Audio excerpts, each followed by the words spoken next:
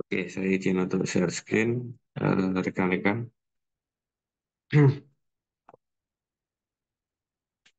Oke, selamat pagi. Mungkin hari ini adalah hari sibuk teman-teman karena sedang mempersiapkan baik teknis dan non-teknis untuk pelaksanaan PPL dan DPIU ya. Ya, sama-sama pusing juga karena saya juga sedang mengusahakan eh, pencairan biaya akomodasi selama di PIU ya karena ada sedikit kendala dan semoga eh, nanti mendapatkan titik terang ya sehingga eksekusi hari Senin sampai Kamis itu bisa dapat dilaksanakan atau Bawa dikerjakan. aja. Aku pusing kali, Cok. Aulia.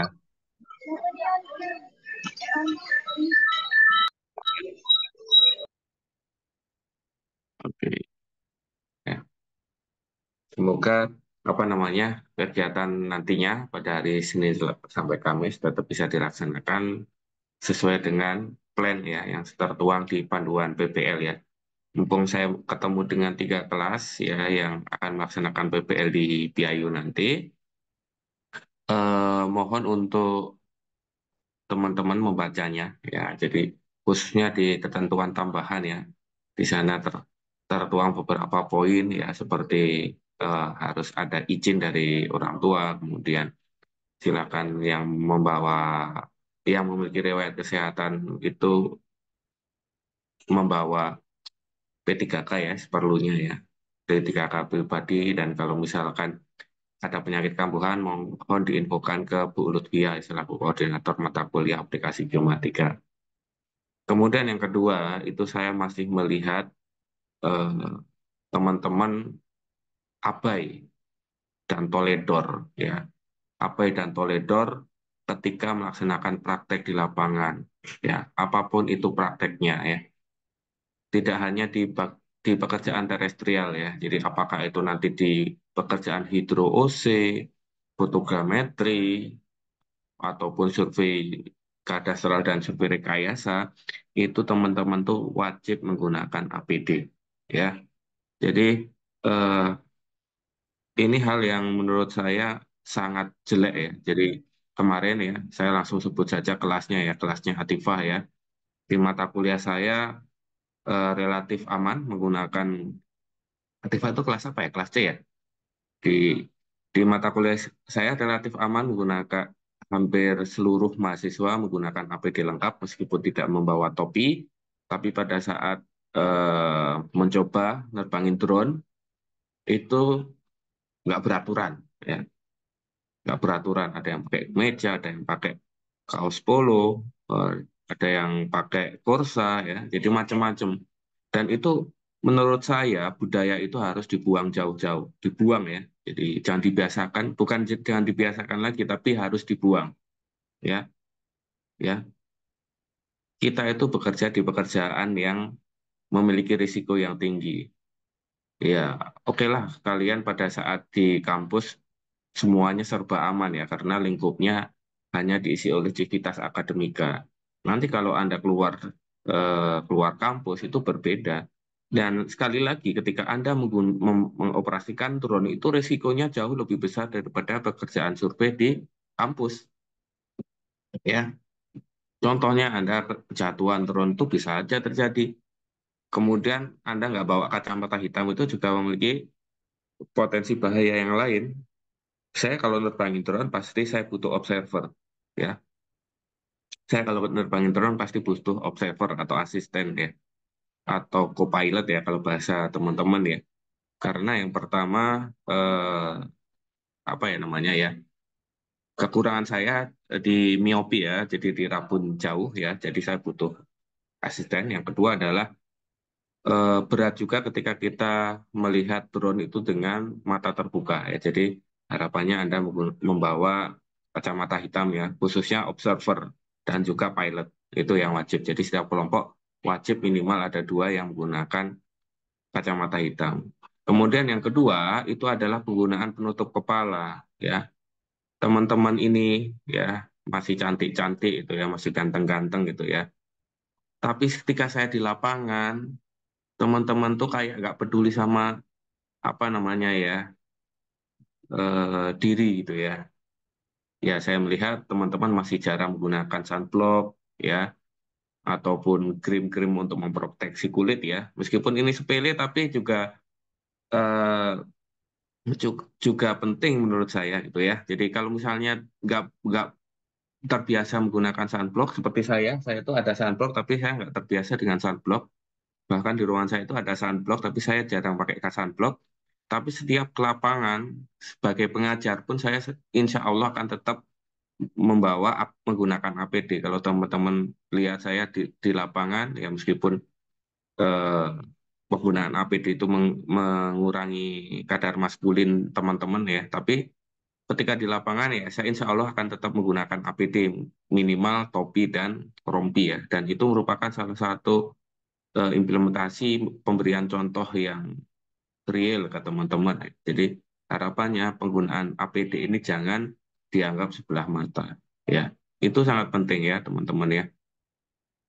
Jadi di ketentuan tambahan itu wajib menggunakan APD. Jadi kalau misalnya nggak ada APD dan saya melihat di lapangan atau ada dosen pengajar memberikan report, di 2 hari pertama nanti Bu Lutfia yang memantau ya. Jadi di 2 hari berikutnya nanti saya itu kalau misalnya nggak ada yang menggunakan APD, ya mohon maaf saya akan pulangkan teman-teman ya. Kalau teman-teman berangkatnya naik bus ya silakan kali Anda pulang, entah itu kalian mau jalan kaki atau mau naik Gokar atau Gojek silakan gitu ya. Yang penting saya nggak akan main-main ya. Mungkin kemarin atau pas latihan minggu ini kalian eh, masih belum jera ya menggunakan APD ya, tapi untuk nanti pas di PPL saya akan menekankan kedisiplinan. Mungkin Pak yang kemarin-kemarin di PPL kami pakai kemeja aja ya, itu aturan itu sekarang harus mulai ditekankan. Sebenarnya di semester 1 dan semester 2 waktu kami ngajar, itu kan saya udah menekankan ya penggunaan APD ya, dan sekali lagi itu merupakan hal penting ya.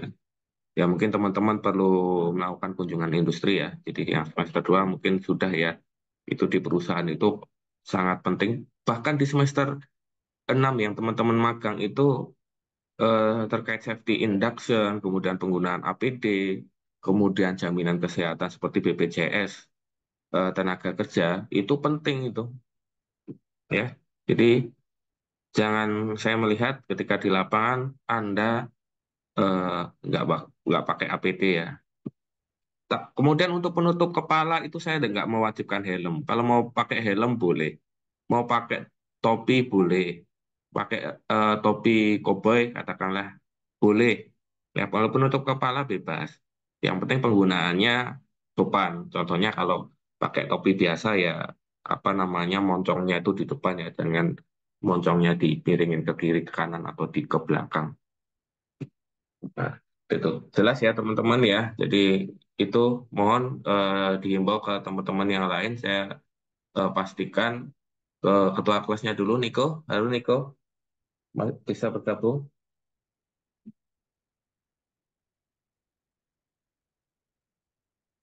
Iya Pak, Adil Pak. Oke, teman-temannya dihimbau wajib pakai bawa APD ya.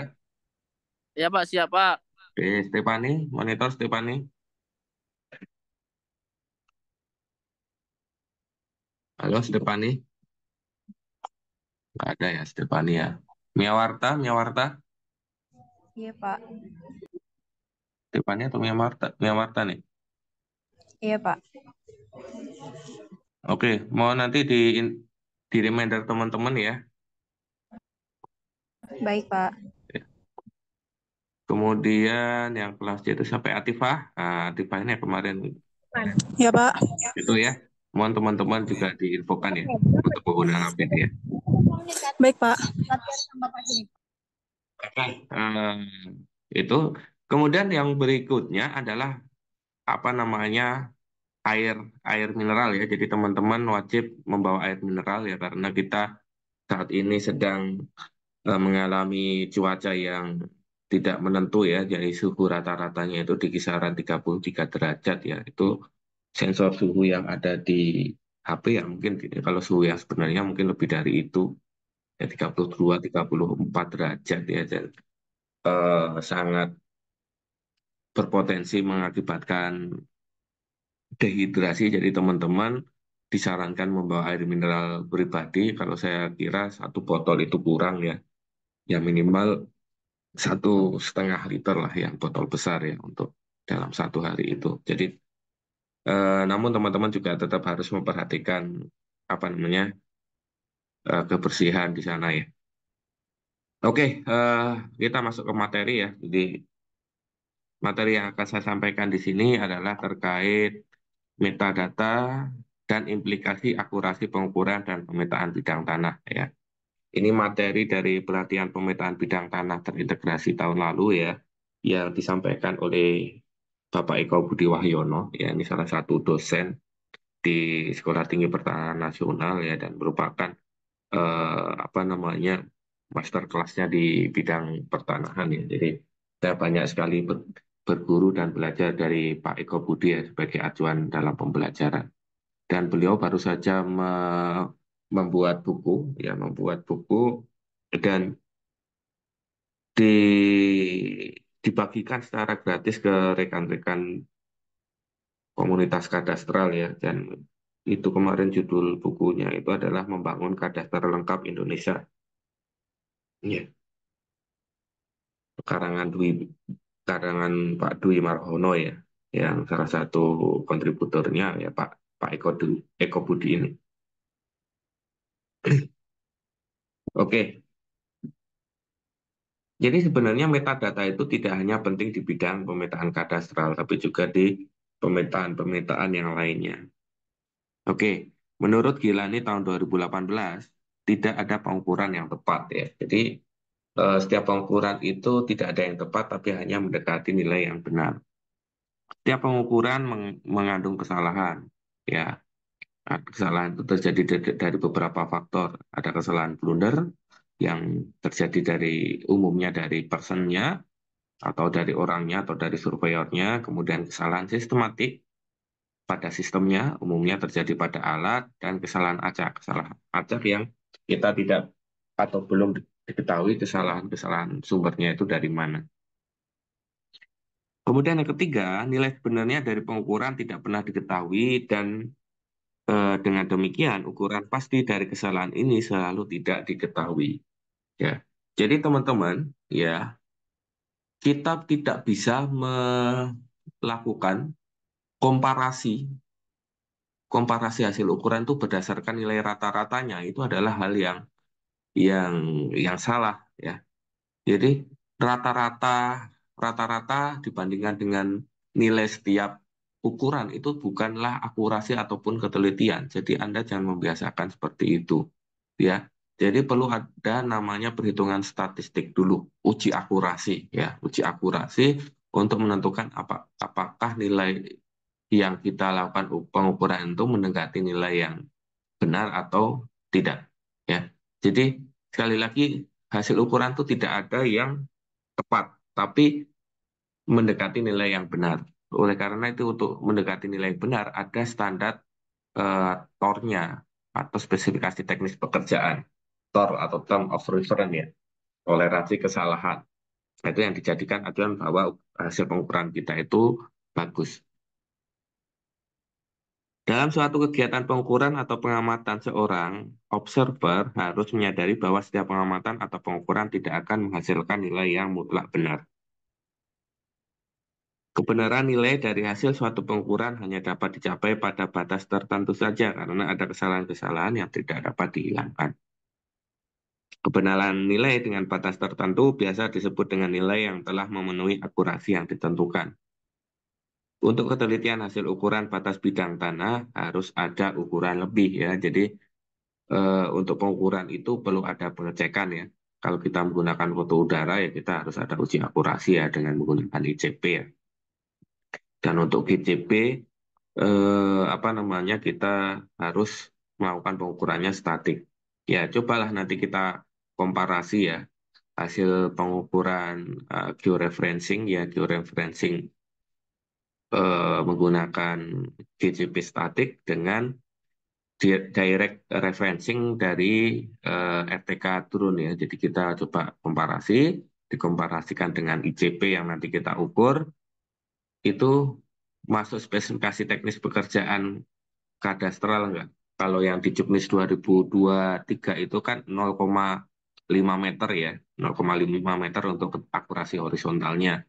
Tapi minggu kemarin Pak Roy itu menyampaikan bahwa di Juknis 2024 itu ada dua akurasi yang harus dihitung, yaitu akurasi vertikal dan akurasi horizontal ya, LE 90 dan CE 90. Untuk akurasi horizontalnya itu lebih meningkat lagi, yaitu 0,4 meter.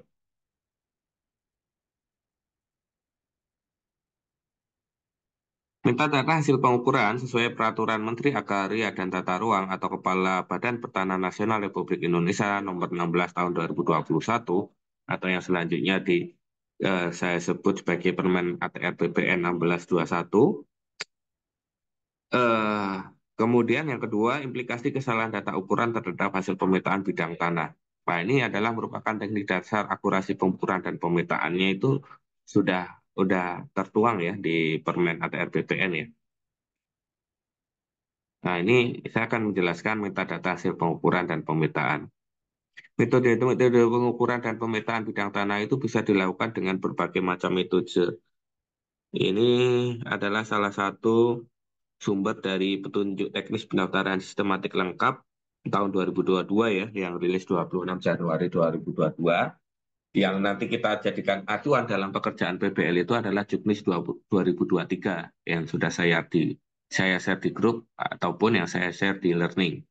Meskipun saat ini sudah ada Juknis yang 2024 ya. Itu Pak Roy kemarin sudah apa namanya menyampaikan ya.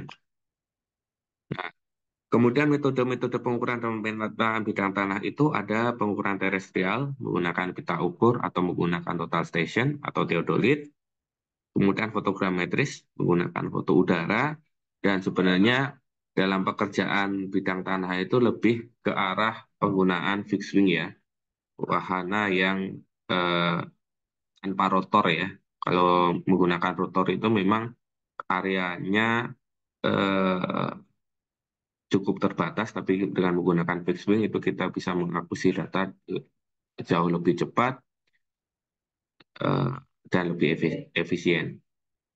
Kemudian pengamatan satelit, satelit di sini bukan satelit penginderaan jauh, tapi pengamatan satelit GNSS ya.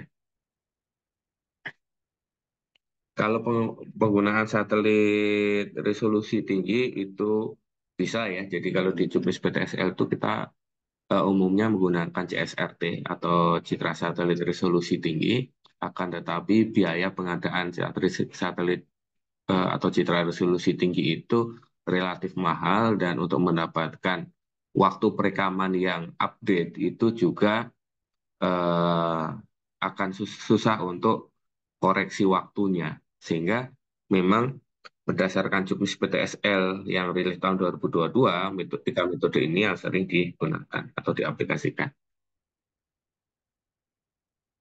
Sesuai Permen ATR BPN 1621, metadata dapat diartikan sebagai data tentang data. Konteksnya adalah spasial. Berisikan informasi mengenai karakteristik data, kondisi, cara, dan memegang peran penting di dalam mekanisme pertukaran data. Metadata dipergunakan untuk melakukan dokumentasi data spasial yang berhubungan dengan siapa, apa, kapan, di mana, dan bagaimana data spasial dipersiapkan. Ya, jadi metadata ini memiliki peranan penting ya, tidak hanya di bidang kadastral. Nah, ini mungkin sedikit apa namanya masukan untuk teman-teman yang semester depan itu sudah mulai menyusun TA. Misalnya Anda menggunakan topik penginderaan jauh, ya Anda harus menjelaskan metadatanya nanti di informasi tepi ya, menjelaskan tentang citranya menggunakan apa, kemudian waktu perekamannya kapan, gitu ya, kemudian resolusi spasialnya berapa, itu penting karena akan mempengaruhi apakah produk peta ini memenuhi spesifikasi pekerjaan atau tidak. Begitu juga untuk penggunaan atau aplikasi SIG itu juga sama. Ketika Anda melakukan analisis spasial ya, semester ini sudah mempelajari tentang MCDA ya, MCDM, sorry, multi criteria decision making ya. Apakah itu menggunakan metode AAP atau lain sebagainya gitu ya. Itu juga ketika Anda menggunakan data sekunder ya, itu Anda harus cantumkan sumbernya dari mana, skalanya dari mana, skalanya berapa gitu ya. Jadi penting karena mempengaruhi spesifikasi skala luaran peta.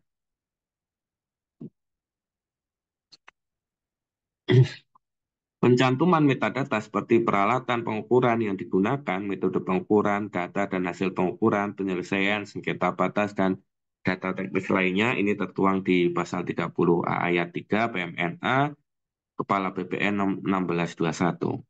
Gambar ukur mencantumkan metadata seperti peralatan pengukuran yang digunakan, metode pengukuran, data dan hasil pengukuran, akurasi setiap titik yang diukur, serta penyelesaian sengketa batas dan data teknis lainnya. Ini berdasarkan Juknis PTSL 2022. Metadata juga perlu ditampilkan pada peta-peta tematik terkait sistem referensi atau datum, metode akuisisi data, peralatan yang digunakan, ketelitian peta yang dihasilkan, dan lain-lain. Nah, ini contohnya metadata pada pengukuran batas bidang tanah dengan metode terestris. Metadata di bawah ini minimal yang harus ada dalam gambar ukur atau catatan lapangan. Ya, gambar ukur beberapa waktu yang lalu juga sudah disampaikan oleh Pak Roy ya, dan nanti secara spesifik teman-teman akan mencoba mengimplementasikan bagaimana menggambar eh, atau mengisi isian dari gambar ukur ya. Nanti teorinya akan dijelaskan secara langsung oleh Pak Roy ya di minggu-minggu akhir semester ya. Mungkin di minggu 12 sampai 14 nanti Pak.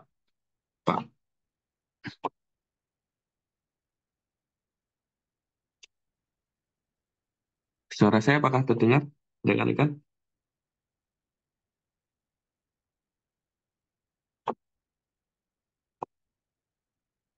Suara saya apakah masih terdengar? Masih masuk, Pak. Masuk, Pak. Oke, oke. Ya. Jadi nanti untuk aplikasi praktisnya langsung dari dosen praktisi. Oke, ada beberapa metadata yang perlu dituliskan. Yang pertama adalah terkait jenis alat ukur yang digunakan. Eh, Mohon maaf, nanti kalau sudah jam 10.18, saya di reminder ya teman-teman ya, untuk saya selesaikan presentasinya. Jadi kalau nggak salah kan nanti ada kelas ya, bagi kelas yang mana saya akan lupa kelas A kalau nggak salah ya. Ada mata kuliah yang lain, itu mohon diinfokan ke saya untuk saya memberhentikan presentasi jam 10.18. Karena jam 10.20 ada yang lanjut perkuliahan yang lain. Oke, jenis alat ukur yang digunakan adalah mid-band, ini mid pita ukur, kemudian total station, theodolit, digital atau analog, atau instrumen terestris yang lain. Kemudian ketelitian alat ukur yang digunakan, Anda perlu melihat spesifikasi teknis dari alat yang digunakan, bisa dilihat dari buku panduan yang ada di alat tersebut, atau bisa Anda googling spesifikasi di internet. Kemudian ketelitian titik referensi, ketelitian titik referensi yang dijadikan titik ikat pengukuran batas bidang gitu ya. Jadi kalau titik referensi itu apa? Titik referensi itu adalah BM atau benchmark atau GCP ya, karena kita nanti titik referensinya menggunakan istilah GCP, berarti Anda menuliskan titik referensinya adalah GCP. Berarti ketelitiannya apa? Berarti GCP orde 2. Kalau Anda ikatkan dari GCP order 3 ya GCP order 3. Kemudian ketelitian peta dasar yang digunakan dalam pemetaan bidang tanah tersebut. Kemudian ketelitian hasil ukuran pada data ukuran dan nilai koordinat titik batas. Tiap data ukuran dan nilai koordinat titik batas harus terdefinisikan ketelitiannya. Kemudian keterangan dan identitas juru ukur ya. Eh, jadi seperti yang saya sampaikan pada saat praktek minggu ini, bahwa yang diberikan kewenangan untuk melakukan pengukuran batas bidang itu adalah ASN di lingkungan Kementerian ATR BPN atau SKB Surveyor Kadasar Berlisensi yang dia menginduk di salah satu KJSB. KJSB itu Kantor Jasa Surveyor Berlisensi atau pihak ketiga, ya, pihak ketiga. Kalau ASN itu harus disertakan NIP-nya, kalau SKB itu harus disertakan dengan nomor lisensinya. Jadi seperti saya sampaikan minggu ini, pada praktikum minggu ini, bahwa nanti waktu di lapangan itu kita tidak melakukan pengukuran bidang tanah. Ya, kemarin kita sudah simulasi, kecuali yang kelas A itu kayaknya kemarin kita belum sempat simulasi ya, tapi kalau kelas B dan kelas C kita sudah simulasi bahwa setiap penetapan titik batas bidang itu harus mengedepankan asas kontradiktur delimitasi ya. Jadi harus ada persetujuan antara pemilik bidang tanah dengan tetangga-tetangga di sekelilingnya dan disaksikan oleh pejabat yang berwenang. Nah, nanti itu untuk pembelajaran itu kita akan ambil bidang-bidang bidang-bidang detailnya surek ya. Jadi nanti bidang-bidang detailnya surek itu nanti kita akan simulasikan sebagai bidang tanah. Kemudian kita nanti akan lakukan block adjustment. Oke, kemudian yang terakhir adalah kondisi alam dan cuaca saat pengukuran. Kondisi alam menggambarkan kondisi topografi dan penggunaan tanah bidang tanah serta cuaca saat pengukuran berlangsung. Kemudian metadata pada pengukuran batas bidang tanah dengan metode fotogrametris ya. Kalau tadi terestris, ini adalah fotogrametris. Yang pertama adalah jenis peta foto. Peta, apakah itu kita pakai peta foto atau blow up foto udara atau peta garis hasil fotogrametris itu harus kita jelaskan. Yang nanti akan kita gunakan di PIU itu adalah peta foto ya. Jadi kalau ditulis metadatanya adalah peta foto. Tapi peta fotonya kita ambil dari mata kuliah fotogrametri.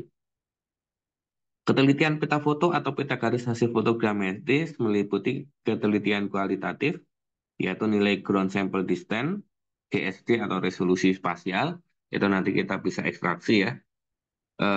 Kalau berdasarkan Juknis PTSL 2023 itu GSD-nya 0,15, tapi kalau untuk yang nanti itu kan kita bisa hitung berdasarkan tinggi terbangnya.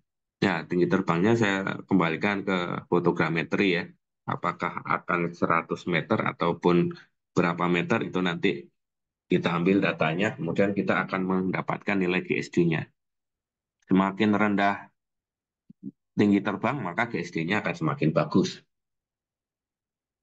Kemudian ketelitian kuantitatif, yaitu nilai RMSE GCP dan ICP peta foto dengan metode indirect georeference, atau nilai RMSE keseluruhan peta foto dengan metode direct georeference. Ya, jadi nanti yang di kadastral itu Anda menghitung nilai RMSE GCP dan ICP peta foto dengan metode indirect ya. Kalau yang RMSE yang peta foto metode RTK drone itu nanti diolah di fotogrametri. Nah, ini harus teman-teman perhatikan. Kemudian yang berikutnya adalah ketelitian planimetris untuk peta garis hasil fotogrametri. Ya, ini adalah Yang berikutnya adalah ketelitian identifikasi titik batas bidang tanah. Ketelitian identifikasi posisi titik batas bidang tanah di muka bumi dibandingkan posisi titik batas bidang tanah pada peta foto atau peta garis hasil fotogrametris. Kemudian ketelitian hasil ukuran pada data ukuran pada blow up foto udara ya. Kalau Anda menggunakan jenis peta fotonya adalah blow up FU. Pengukuran secara langsung di lapangan tetap dilakukan dan setiap data ukuran harus didefinisikan ketelitiannya. Metadata menyesuaikan metode pengukuran terestris dan survei GNSS. Kemudian keterangan dan identitas juru ukur dan kondisi alam dan cuaca saat pengukuran itu juga penjelasannya sama seperti penjelasan pada metode yang survei terestris. Ya. Kemudian kalau kita menggunakan metode pengamatan satelit dengan teknologi GNSS, maka ada beberapa hal yang harus dituliskan di metadata. Yang pertama adalah metode pengukuran, apakah itu pengukurannya statik, rapid statik, atau RTK. Kalau RTK itu apakah entrip ataukah radio. Kemudian yang kedua adalah jenis dan ketelitian receiver GNSS. Anda harus cantumkan merek, tipe, jenis receiver GNSS, beserta spesifikasi teknis receiver GNSS yang diketahui. Diketahui apakah single band atau dual band, kemudian ketelitian akurasi posisinya berapa, mereknya apa, itu harus Anda definisikan dengan detail. Jadi nanti untuk pelaksanaan ke lapangan, setiap alat yang Anda gunakan, Anda harus rekap. Anda harus ada anggota yang mencatat apa namanya spesifikasi alat yang digunakan. Itu yang penting. Ya, jangan Anda hanya menulis TS, itu bukan zamannya lagi Anda hanya menulis TS itu ya. Jadi itu harus penting Anda memahami dan mengenal alat yang digunakan. Kemudian ketelitian titik referensi. Ketelitian titik referensi yang dijadikan titik ikat pengukuran batas bidang tanah. Ini sama seperti yang saya jelaskan di metode terestris. Kemudian ketelitian peta dasar, ya, kemudian ketelitian hasil ukuran pada data ukuran dan nilai koordinat titik batas, keterangan dan identitas juru ukur, serta kondisi alam dan cuaca saat pengukuran. Ini penjelasannya juga sama seperti yang saya sampaikan di penjelasan metadata pada metode pengukuran terestris. Ya, bedanya antara terestris dan ekstraterestris atau pengamatan satelit adalah di metode pengukuran dan jenis serta ketelitian receiver GNSS.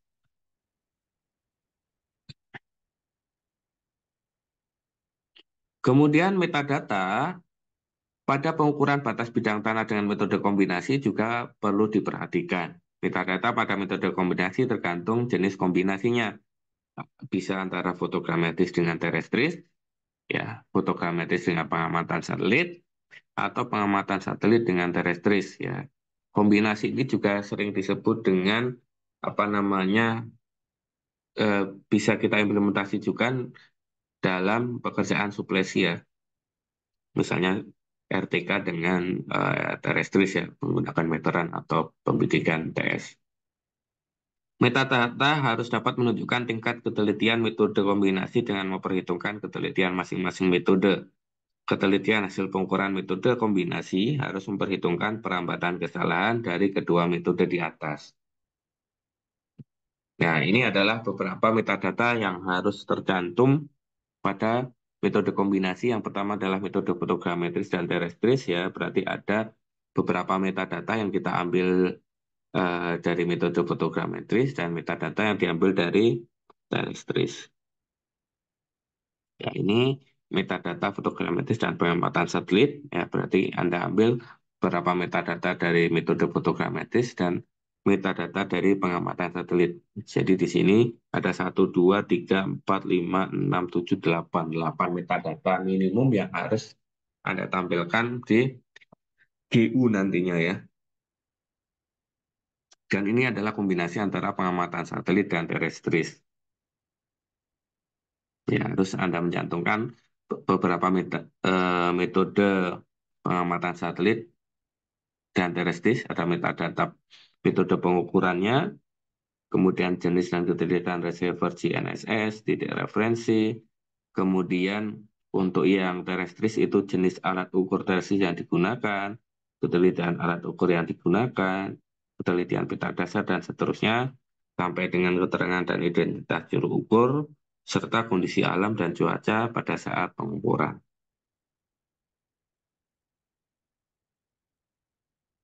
Oke, di subbab terakhir, saya akan menjelaskan secara singkat terkait implikasi kesalahan data ukuran terhadap hasil pemetaan bidang tanah.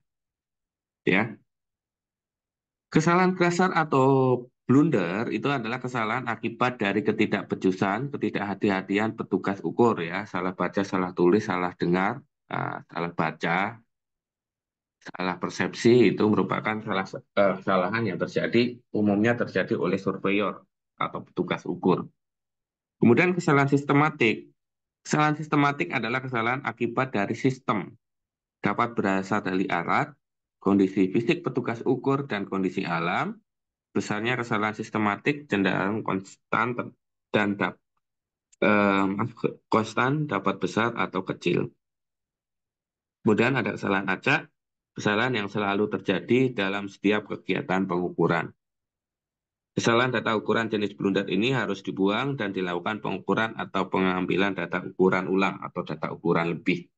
Ya, jadi kenapa teman-teman kemarin belajar pengukuran dua seri rangkap itu ya? Kemudian kalau pengukuran jarak itu Anda melakukan pengukuran jarak pergi dan pulang, termasuk pengukuran KKV itu pergi dan pulang, ya. Kemudian kenapa ketika kita melakukan pemetaan foto udara harus ada titik ICP-nya supaya ada kontrol kualitas.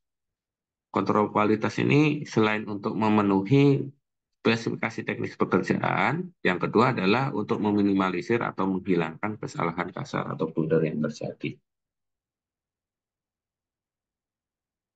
Nah, ini adalah implikasi jenis kesalahan sistematik pada data ukuran terhadap hasil pemetaan bidang tanah. Sifat kesalahan sistematik adalah konstan dan dapat dikoreksi jika diketahui besaran kesalahan sistematiknya. Posisi letak koordinat batas bidang tanah berbeda dengan posisi sebenarnya. Perbedaan nilai dengan ukuran sebenarnya konstan. Ukuran panjang dan sudut berbeda dengan nilai sebenarnya dengan perbedaan nilai yang konstan. Bentuk bidang tanah yang dihasilkan dalam kegiatan pemetaan sama dengan bentuk sebenarnya, tetapi memiliki dimensi yang berbeda dengan sebenarnya. Ya, jadi contohnya bentuknya sama-sama kotak, tapi ukurannya beda. Nilai luas bidang tanah perhitungan akan berbeda dengan nilai sebenarnya, tetapi perbedaan luas bidang-bidang tanah tersebut dengan nilai sebenarnya adalah konstan. Sehingga eh, kita bisa melakukan eliminasi dari permasalahan sistematik ini. Kemudian yang berikutnya adalah kesalahan random atau acak pada data ukuran terhadap hasil pemetaan bidang tanah. Kesalahan random merupakan kesalahan yang selalu terjadi pada setiap data ukuran. Untuk menghindari terjadinya kesalahan sistematik dan kesalahan blunder atau kasar, maka perlu adanya batasan ketelitian ataupun toleransi.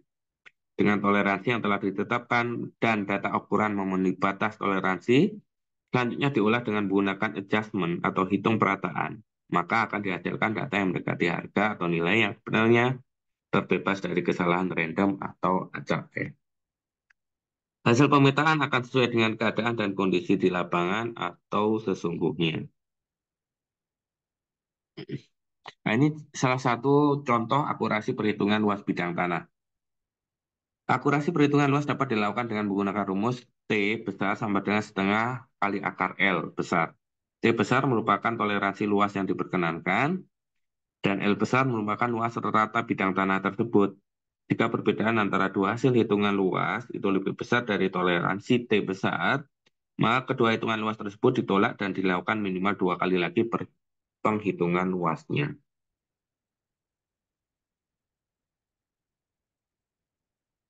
Jika perbedaan antara dua hasil hitungan luas lebih besar dari toleransi, maka kedua hitungan luas tersebut ditolak dan dilakukan minimal 2 kali lagi penghitungan luas. Untuk perhitungan luas dengan menggunakan cara yang sama, luas bidang tanah adalah rata-rata dari kedua hasil hitungan. Untuk perhitungan luas dengan cara yang berbeda, luas bidang tanah yang dipergunakan adalah luas hasil perhitungan dengan cara yang lebih teliti. Untuk bidang tanah luas seperti hak guna usaha, hak penggunaan lain, dan lain-lain, satu bidang tanah harus digambarkan pada dua zona TM 3 derajat yang berbeda, maka perhitungan luas merupakan jumlah masing-masing luas pada bagian bidang-bidang tanah pada masing-masing zona TM 3 derajat tersebut. Jadi kan untuk area luas yang dia bersinggungan di dua zona TM3, ya, maka Anda harus menghitung satu zona dulu di TM, misalnya di zona 449.1 dihitung luasnya, dan bagian yang di 49.2 itu juga dihitung luasnya. Nah, masih ingat apa bedanya TM 3 derajat sama UTM? Di mata kuliah proxy vektor mungkin sudah dijelaskan ya. Nah, ini contoh untuk menghitung akurasi perhitungan luas bidang tanah. Toleransi perbedaan luas yang diperkenankan tidak melebihi 5% dari luas yang tertera pada GU. Contoh, luas bidang sampel pada GU 100 meter persegi, kemudian luas bidang sampel pada gambar situasi kontrol kualitas adalah 104 meter persegi. Sehingga data ukuran luasnya diterima. Tapi kalau dia melebihi dari 5%, maka harus dilakukan perhitungan luas ulang. Contohnya harusnya yang ada pada sampel GU itu 100 meter, tapi ketika Anda plot di eh, peta kerja di aplikasi CAD misalnya, Anda hitung ternyata 109 meter persegi, berarti ada kesalahan, berarti harus dilakukan penghitungan ulang lagi. Oke, mungkin itu aja teman-teman materi survei kadastral hari ini.